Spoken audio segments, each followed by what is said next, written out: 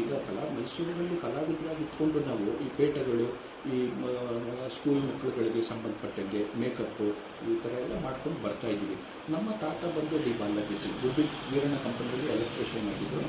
ಆಮೇಲೆ ಅವರು ಸ್ವಲ್ಪ ಪೇಟೆಗಳು ಕಟ್ಟೋದು, ಈ ಥರ ಡ್ರೆಸ್ಗಳು, ಆಮೇಲೆ ಅದು ಹಂಗೇನೆ ನಮ್ಮ ತಂದೆಯವರು ಇದು ಮಾಡಿ ನಾವು ಅದನ್ನು ಚಿಕ್ಕದ್ರಿಂದ ಇದೆ ನೋಡ್ಕೊಂಡು ಬರ್ತಾ ಇದ್ವಿ.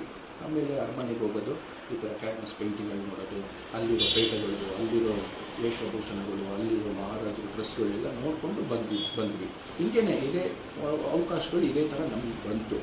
ಈಗ ನಾಲ್ವಡಿ ಕೃಷ್ಣರಾಜ ಒಡೆಯರವರ ಒಂದು ಪೇಟ ಬೇಕು ಅಂತ ನಮ್ಮವರು ಸೇವಾ ಟ್ರಸ್ಟ್ ಸತೀಶ್ ಗೌಡ್ರು ಬಂದರು.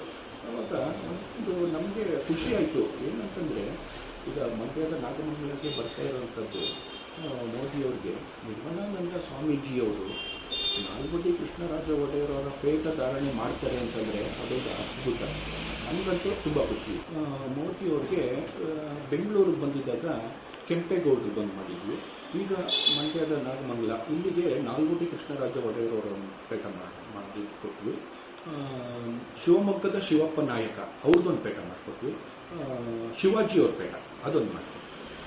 ಈಗ ಒಂದು ಪೇಟ ಮಾಡಬೇಕು ಅಂತಂದರೆ ಕ್ಲಾತ್ ಮೇಯ್ನ್ ಬಟ್ಟೆ ಅಂತಂದರೆ ಬನಾರಸ್ಸಲ್ಲಿ ಸಿಲ್ಕ್ ಸಾಫ್ಟ್, ಬಾರ್ಡರ್ ಮೇಯ್ನು. ಆಮೇಲೆ ಇದಕ್ಕೆ ಈಗ ಮೈಸೂರಿಂದ ಹೋಗ್ತಾ ಇರೋದ್ರಿಂದ ಇದಕ್ಕೆ ಮೈಸೂರು ಲಾಂಛನ ಗಡ್ಡು ಬೇಡ, ಆಮೇಲೆ ಅದಕ್ಕೆ ಮುತ್ತುಗಳು, ಆಮೇಲೆ ಅದಕ್ಕೆ ಬೇಕಾಗಿರುವಂಥ ಡಾಲರ್ಗಳು, ಚಿಕ್ಕ ಚಿಕ್ಕ ಡಾಲರ್ಗಳು. ಇದಕ್ಕೆ ಒಂದು 5 ದಿನ ಟೈಮ್ ತಗೊಂಡಿದ್ದೀವಿ.